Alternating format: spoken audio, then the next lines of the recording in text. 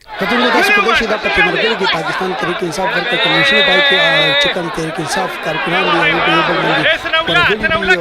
पर यो दलता जंच दे रान दे वर्कर कमीशन चिकन दे आगा मैदान जंग जोश में दस प्रदेश चे बंदा पाकि चिकन पाकिस्तान तहरीक इंसाफ दो ग्रुपों ने पॉपुलर के वांशी दियो पयोवल मने हमले कई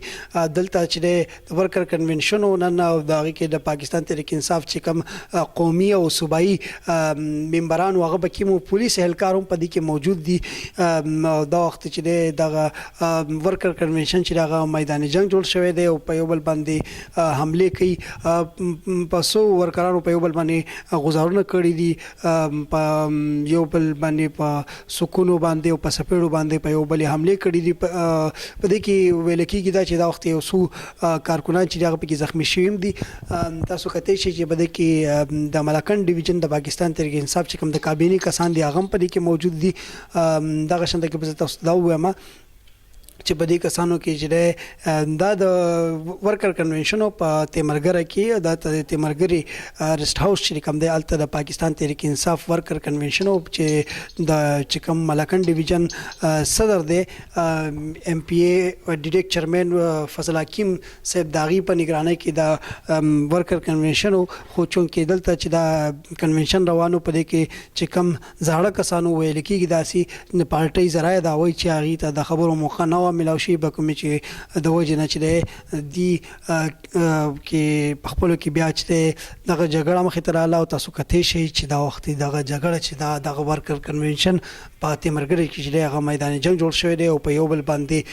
د حملو کوشش کوي خو دلته چې کوم سره تحریک انصاف ورکران دی هغه کوشش کوي چې دغه جنگ دغه چې کوم یو شور روان دی چې دا ختم کړي شي خو وو ګروپونو ترمنځ هغه په یو بل باندې کوشش کوي چې په یو بل باندې حمله وکړي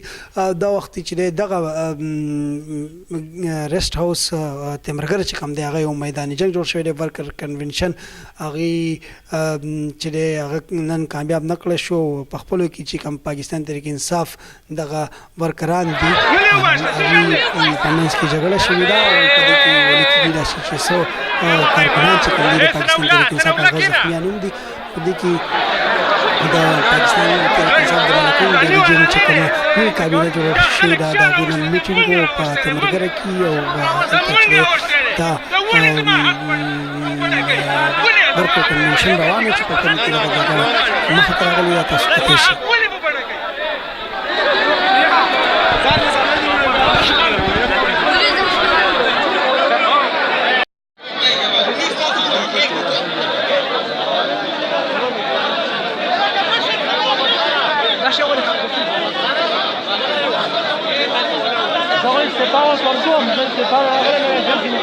Come there, ahora sí te estás para acá.